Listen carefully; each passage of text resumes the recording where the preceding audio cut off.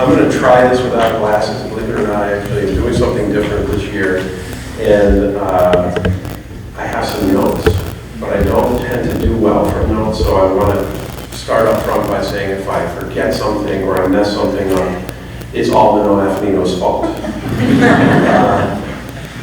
This is really a special day, and oftentimes these kinds of events, there's a sadness that comes with them because there's the reminders of really all the things that are wrong with society and all the problems that we face. And there is some of that with these events. But there's also things that I think are positives that can come out of tragedies. And I hope some positive comes out of some of the tragedies that have occurred that led to this program we're having, and these are occurring, across the country, I'm sure. This year's theme is elevate, engage, and affect change. And I think part of my focus, and I'm hoping the focus of the people that are in this room, is that last part, which is affect change. I was talking to a friend of mine, and they said, "Oh, what are you doing next week?" And I said, "Well, I start Monday morning with this crime victim ceremony." And they said, "Oh, why do you do that?" And I guess I hadn't thought about why do you do that. And so I thought about it. And I've been thinking about it. And I think, for me, that last part, affect change, has to be a big part of it. When you are a prosecutor, and I've been doing this for for decades at this point, when you do that, you're there after the harm has been done. You come in late. The police are there as the harm's being done or right after. Then it's EMS coming in and firefighters and all these responders and civilians who are coming to help. And then eventually it makes its way to a DA's office. And that's an exceptionally frustrating thing for all of us involved, because what you want is for whatever happened, whatever crime was committed, to have not been committed. Most of them are utterly senseless, typically involve the selfish acts of a few bad people who do horrible things and make horrible decisions that have everlasting impacts on those that they're encountering. So, engage, elevate. I think a lot of this is to remember. Sometimes people ask, what cases come to the forefront where you can mention them here. We've made a choice over the years that if a case is still pending, we're not going to talk about it in these settings, and we'll wait till it's done. So you may hear some cases that go back a little bit, not far, but a little bit. How do you affect change? I guess I look to myself and I think, am I doing enough? Am I doing the right things? And, for our office, when we think about it, are we trying hard enough? Are we working hard enough? Are we figuring out and solving problems along the way? That's not the kind of change, that's change that we can all do. But I think what we should be focusing on is how do we go and help prevent some of what's happening. There's certain cases that come to mind, and you just wish if you could just undo them. And it's pretty all cases, but some are so tragic. I wish there was a way we just undo it. And obviously we can't. And if we stop that one individual, they can't harm anyone in the future. But I think we have to do more. And so I'm hoping, why do we do this? Part of it is so that as a group and as the people we talk to, we figure out other ways to help. For our office, I'm hoping, and we've got members of Warren County leadership here, I'm hoping we can commit more resources to getting out and getting the word out sooner. The other thing I think that's important to mention, and I'm here with a microphone, so I'm going to do it. New York State has put a lot of focus and attention into criminal justice reforms. And those reforms are there to really help make sure that the justice system is fair, and particularly fair for those accused of committing crimes. Well, we need to have attention on victims of crime. It has to be a focus. They need our attention. And I know they're getting it. They need more. It's just too easily forgotten. It can't be. Every person who's accused gets an attorney immediately in New York State, and that's great and that's appropriate. Everyone who's a victim of a crime doesn't get handed their own attorney. It doesn't work that way. You're called a victim for a reason. And some of the ways that this is discussed now are survivors rather than victims. And I like that. But you know what? Not everyone gets to be a survivor, because some victims lose their lives. And that happens here. It continues to happen. It's feelings of sadness, frustration, anger. They're feelings I've had, I continue to have. And I'm going to keep asking myself, what can be done? And I'm open to suggestions. And I think we all should be. And I think we should be thinking, what can we do to support a group of people that don't want to be a group of people? They don't want to be a part of this. No one wants to be in the club. No one wants to be the victim and go through what you have to go through. It's so important.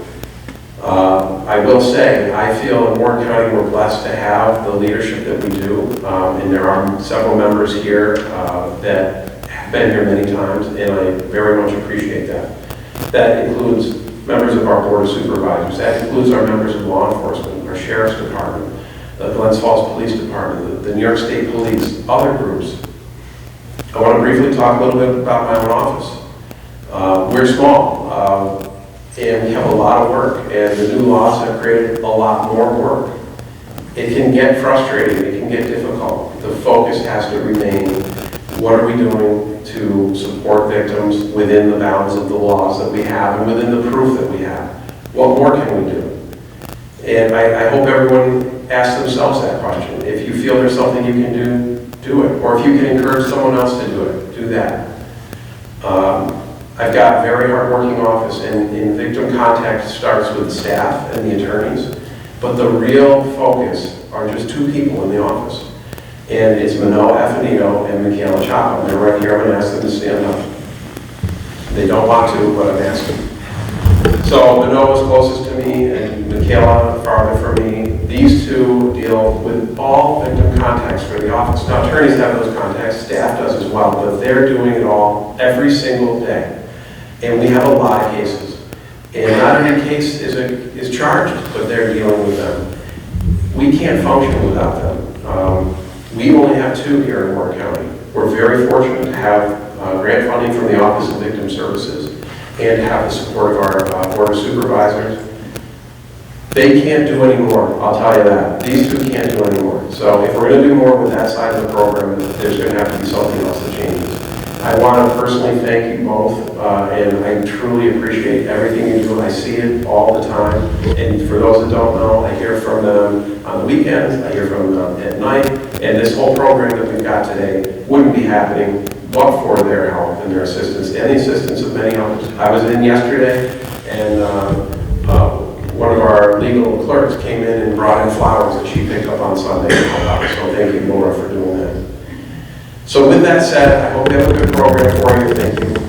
And I'm pretty excited because we're going to be bringing up some young people today that are going to be helping us out. And the first person I'm looking at right now is Maya Jimenez White.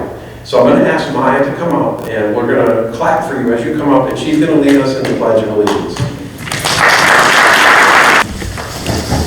Pledge of Allegiance. To the flag of the United States of America, and to the republic for which it stands, one nation, under God, indivisible, with liberty and justice for all.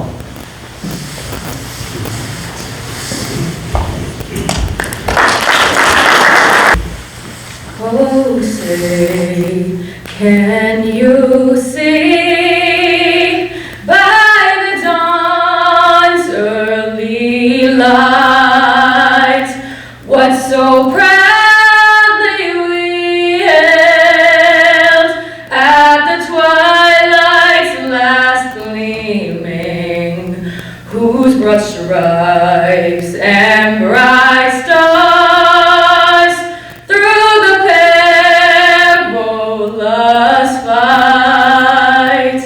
o'er the ramparts we watched were so gallantly streaming, and the rocket's red glare, the bombs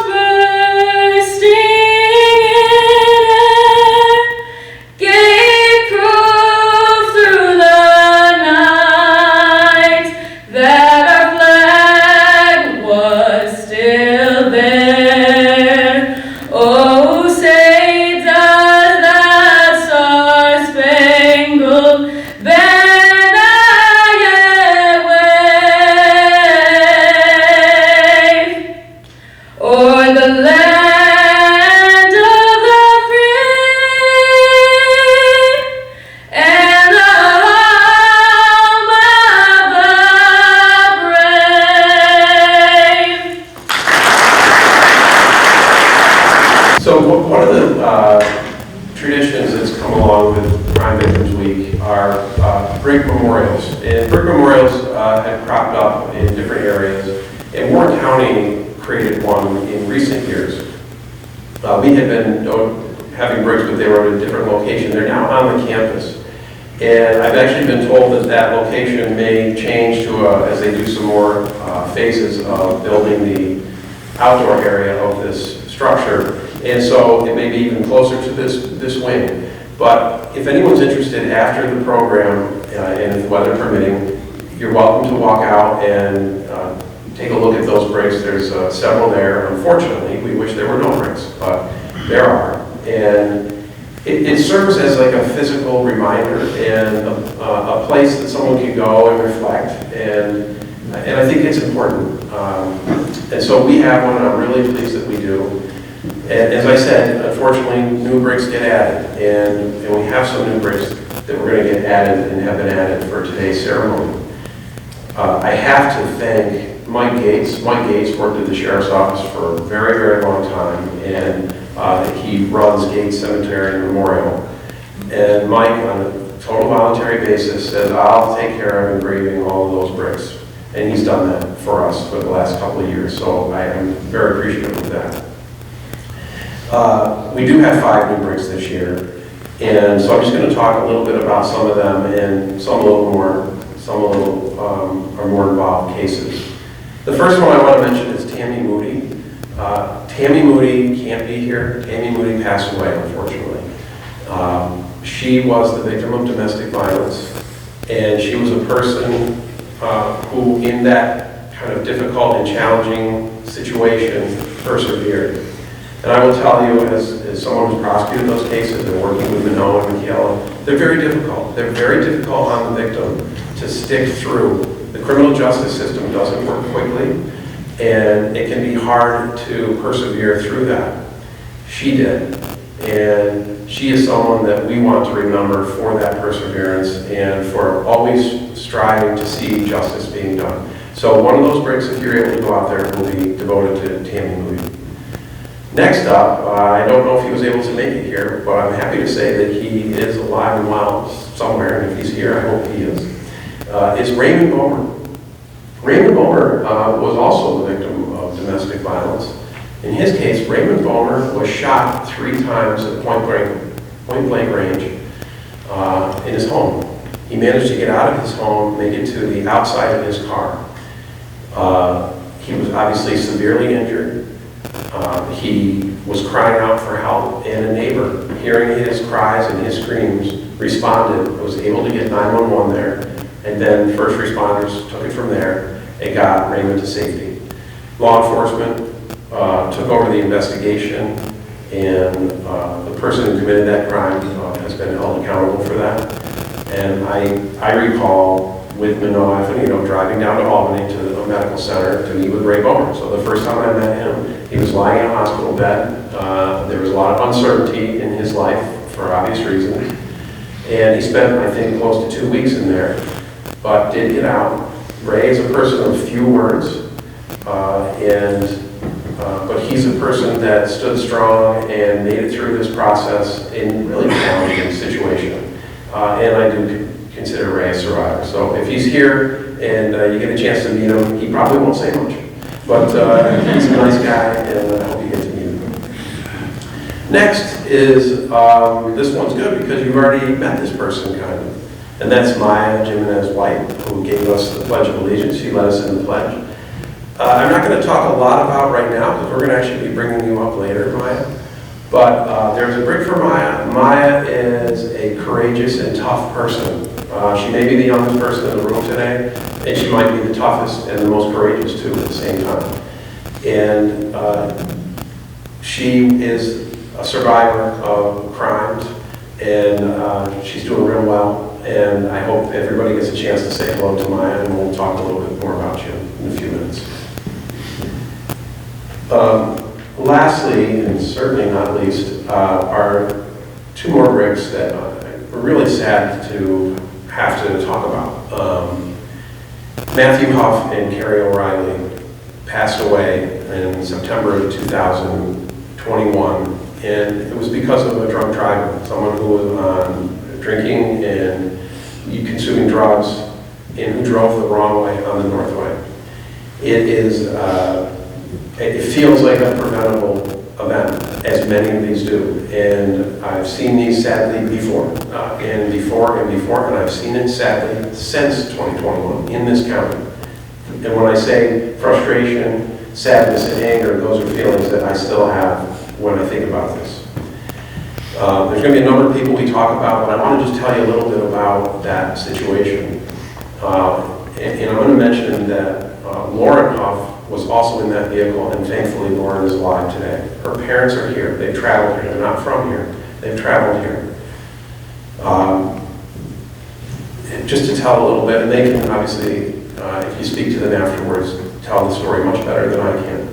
But as I understand it, Lauren was working to achieve her high peaks, 40 or 46 high peak. Most people that are from around here are either hikers or no hikers. I have grown up my whole life hiking. I know hikers. I know judges who are hikers. I know people that work at the county. I have people in my office. I even, cajole people to go hiking with me from my office. I love the mountains. I love the high peaks. I love this area for that reason, and many people do. One of the highest achievements you can have in hiking is to summit all 46 high peaks. A lot of people try, not everybody does it. And I've met people that have, and I've met Lauren Huff, but I don't know her well. But I can tell you that the kind of people that do that they're special individuals. In my experience, people that get out and do those things are kind, they are adventurous, they care about the environment, they have a love of life, they find enjoyment in the company of others. And that's how I picture Lauren. And the reason I say that is not only did she summit her 46 high peak, she did something that's kind of a tradition amongst 46ers, and she got two of the closest people in her life to come and join her. And that would be her younger brother, Matthew Huff, and her dear friend, Carrie O'Reilly.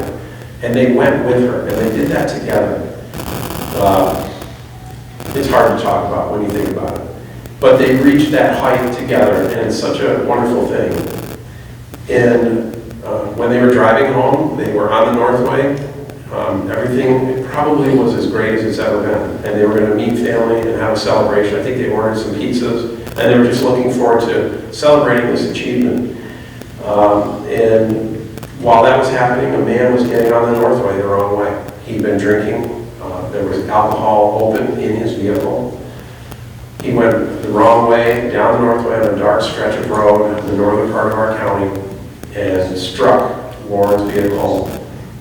And that strike killed Matthew Huff, and it killed Carrie O'Reilly, and it seriously injured Lauren. I spoke to Lauren, and when she woke up, it was days later, and she was in a hospital in Vermont, and she had to learn what happened to her loved ones. So when I say, find a way to make changes, this is the kind of case that just drives that home for me, and I'm sure for you. So there's nothing but horror at that scene, because sometimes the damage is done so quickly you can't fix it. But I will tell you that there were a number of people that did everything in their power to try, and they made all the efforts that they could, and I want to honor those people today. I'm going to start with Anthony Ward. Anthony Ward could not be here. He's a member of the state police, and if he would be the ages of Carrie and Matthew and Lauren. He was right about their age. He was sitting on a dark stretch of highway in a U-turn, running traffic. And he then gets a call, there's been a collision, and he realizes he's close by. I feel like I know it well because he had a body camera on, and that body camera covered this entire event and what he was going through. He goes lights and sirens as fast as he can, and he's the first on the scene that's not a civilian. He is given an impossible task. It's a crime scene. There is a defendant in a vehicle. There's another vehicle with 3 people inside. He is doing everything in his power to extricate people from Lauren's vehicle. He manages to get Lauren outside of the vehicle, and now he needs to turn his focus to the others, and he does. I can't even imagine the adrenaline that was going through him as he's trying to help and get people to safety and remove from that vehicle, which was no easy task. As that's happening, others are arriving. Other law enforcement, other first responders, civilians. There was a civilian on scene, I'm going to mention. And they start coming in and trying to help. And unfortunately, this whole thing is recorded. Now, what people may not realize is when you're a trooper and you're now in the life-saving mode, he's also got to be in the doing everything by the book mode and get everything right. Because someday, whatever he does might get challenged. A firefighter or an EMS worker points out the suspect who's now left his vehicle and is walking around the scene and gives him a signal that he might be under the influence. Someone else sees a bottle of liquor in the vehicle. So he now has to stop the life-saving. He's got enough help, and he's now focused on that suspect. And he's got to read the right warnings, and he's got to do everything correctly. And what many people don't know is the way that night ends for him is victim notification. So that would be probably a 4 to 6 hour experience for Anthony Ward. He handled it incredibly well. I wish he were here. He's a real testament to law enforcement, and you know, if you're ever in trouble, you want people like that responding. And I'm going to name a number of services that arrived, and what I'm going to do at the end is ask everyone to come up, and if anyone wants to say a few words, you're welcome to. No one's required to. I've had many people give me the cross eye and say, don't make me talk. But Warrensburg Emergency Services, and Corey Ouellette is the president. John Arnold, I hope John's here. At the time, John was 17 years old and had just become a member of EMS. He just completed his training, and he found himself helping Lauren Huff, and thank God he did, because she's alive today. Screw Lake Emergency Services Squad, Tony Ramirez, Bob Haas, Taylor McCoy. Johnsburg Emergency Squad, Michael Corey, Carissa Wright.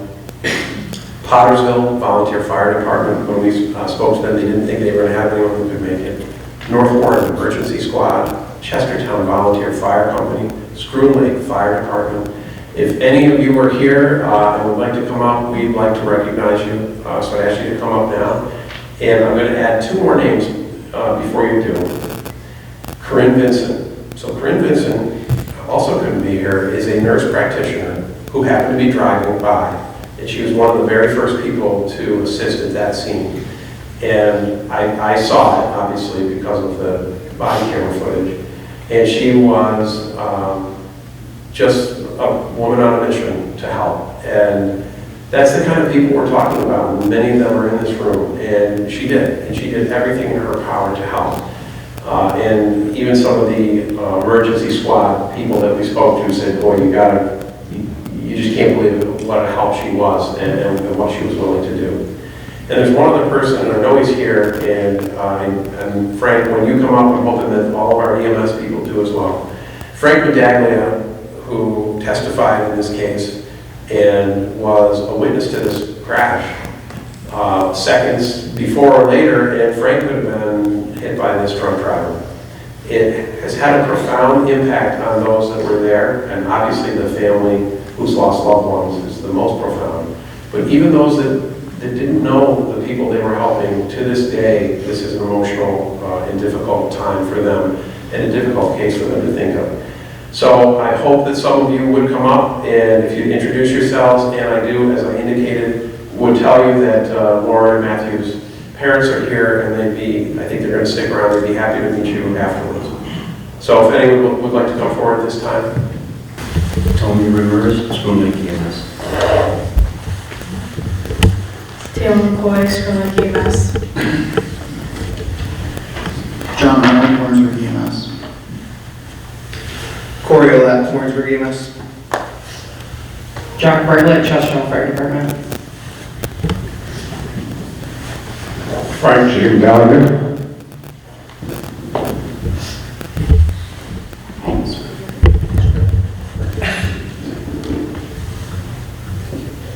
All right, so we're going to recognize this group, and I want to have a warm applause for this.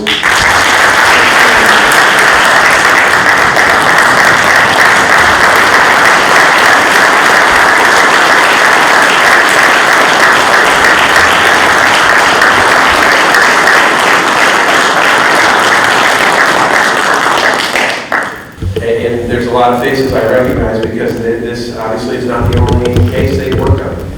When there's trouble and there's problems, it's the people in this room that are really there first, our members of law enforcement, our firefighters, our EMS. And it is not easy, and I think a lot of people don't realize the impact that some of these cases have on them. So thank you very much. Hopefully to a little change of gears, I want to recognize someone today that most of you may know the name, and hopefully many of you know what she does, but I want to talk about Shy Waters. So I've had the real great pleasure to work with Shy for years now, and she's a fixture at the Warren Washington County Care Center. And I talk about the Care Center a lot, and I'm always surprised by how many people say, what's the Care Center? What does the Care Center do? And it plays such an important role in protecting children and helping children who've been the victim of our most severe crimes. And so what is the Care Center? What does it do? Well, the Care Center receives some grant funding, and they also receive funding from charitable, people's charitable donations. And they're very lean. There's two people that work there. It's Shy Waters and Shalini Barrow. Those two do an incredible job. And what do? They interview children who've been the victims of sexual or physical abuse in conjunction with law enforcement and CPS. They have this building that's been put together, this care center where children can go. It's not like going to a police station or a DA's office. It's a safer space, and the idea is that the kids don't have to be interviewed and re-interviewed and re-interviewed. They can get interviewed once by someone who's forensically trained, and then everyone can know what happened. The resources that matter most are the people, and Shy is the head of that. Not only does Shy do interviews and is Shy forensically trained, but she's also got to be part of the board meetings. She's got to do the MDT meetings. Both of them do community outreach. They try to fundraise. So she's like a Swiss Army knife of services. And it's some of the most important services. Shy is going to speak briefly today, I hope, because I'd like her to, she's such an advocate for the Care Center, as am I, and people in my office. And I'd like to think our law enforcement likes it, because a lot of times they can go and an interview can be conducted where they can actually watch the interview remotely, and it's a different way to interact and see what's going on. And I think something that we should all recognize is we're super fortunate because Shy last year won Forensic Interviewer of the Year. So we've got that kind of talent up here. And that kind of talent we need to keep and we need to cultivate. So I want to ask Shy if you would come up and tell us a little bit about what you do, and I want to thank you and congratulate you.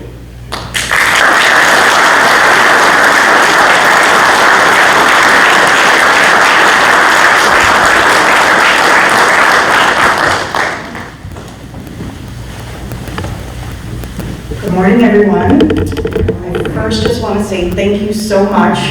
This is a tremendous honor. I really want to thank the community, but I also want to thank my team. I wouldn't be able to do this work without the support of my team, but I think the biggest thank you has to go towards the children and the families that we serve. It takes an immense amount of courage and bravery to come forward and speak your truth. And I'm so glad that I have the opportunity to sit and listen and advocate for those voices. So thank you so much. I really appreciate it. I think that's all I'm going to say because I'm not a big talker.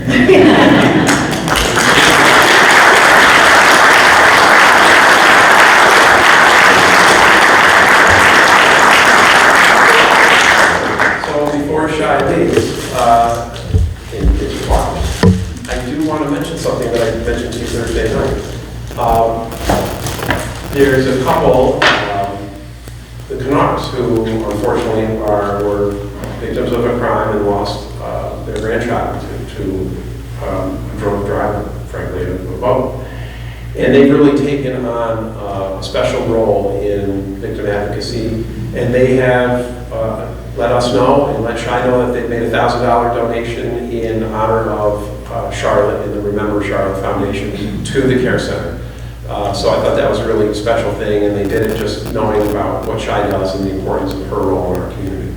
So, thank you. Thank you. Thank you.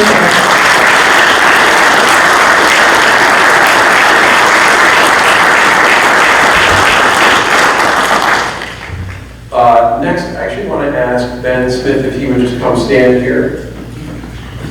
Oh, for God's sakes.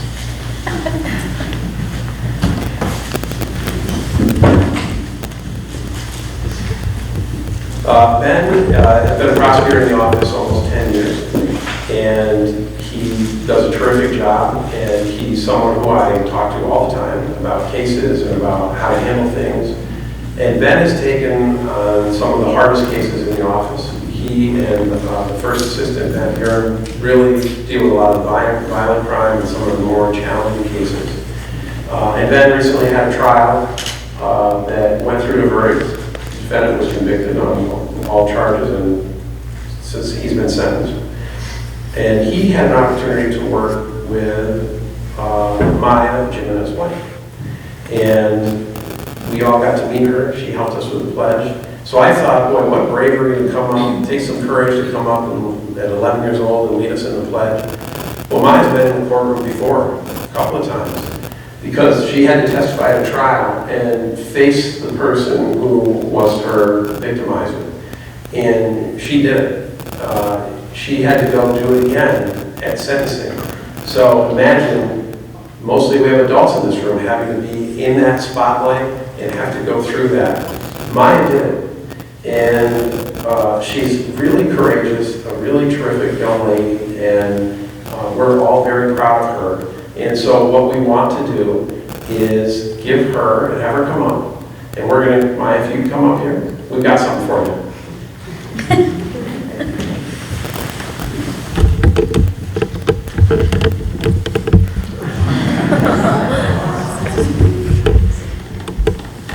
So Maya is the 2023 Courage Award winner for your courageous work.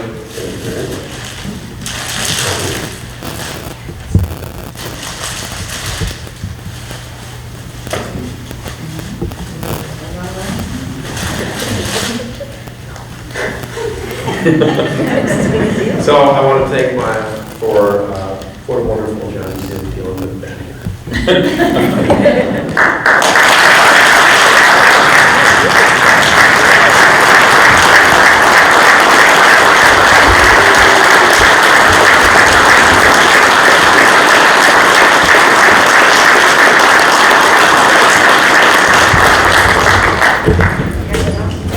Now, I promise we're getting close. I talked about this at the beginning, and the reason I want to end with this is because these are some of the people that can help us in effecting change. I mentioned our board of supervisors. I want to ask Kevin Garrity if he would be willing to come up and read the proclamation. The board of supervisors is a group of people who have to figure out how to spend money, right? And it's not one man, it's a group, and where resources should go. And they, believe me, they've heard me up there. I'm probably quite in Merton. I will be back. But the county has shown the support, and I think it's just so important.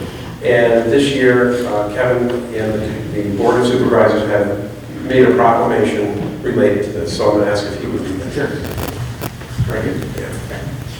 I won't read the whole thing because it gets pretty windy, but I will say, whereas National Crime Victims Week provides the opportunity to recommit to listening to crime survivors in every space where decisions are made that could impact them. And whereas Warren County is hereby dedicated to simplifying the voices of survivors and creating an environment where Survivors have the confidence that they will be heard, believed, and supported. And now, therefore, it is resolved that I, Kevin B. Garrity, Chairman of Orange County Board of Supervisors, found majority vote of the Board of Supervisors, do hereby proclaim April 23rd through the 29th as Crime Victims Week, reaffirming Warren County's commitment to creating a victim service and criminal justice response that assists all victims of crime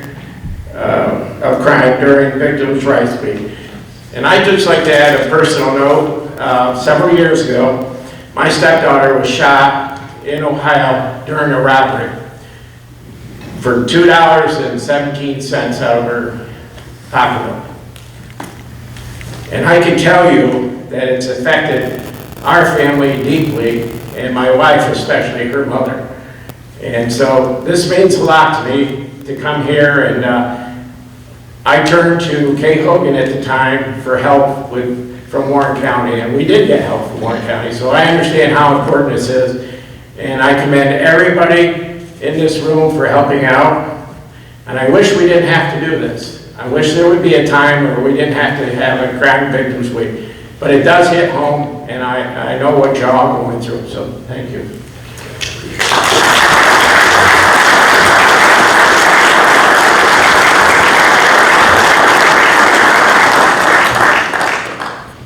Thank you, Chairman Garrity. I don't know if he's ever mentioned that before, Keith, but I think I'm glad that you did, because I know you've been talking to me about that. And no one chooses this, and it chooses you. And yeah, I do think there's a lot that can be done. There's a lot that's being done, but we just have to keep pressing forward and making sure that we feel at the end of the day, I'm doing the best that I can. So I want to thank all of the people that came here today. I want to say that out those doors, there's a brick memorial. Normally, we're not allowed to go out the glass doors, but I'm told today that we'll be permitted to do that. You just can't come back in through those doors because of course, security rules. There are refreshments, some food in the back, and there's probably some people that would be worth talking to. So I hope everyone doesn't just sprint out of here and you head to the back. Casey's up there, and so right where he's standing, we're going to go right through those doors.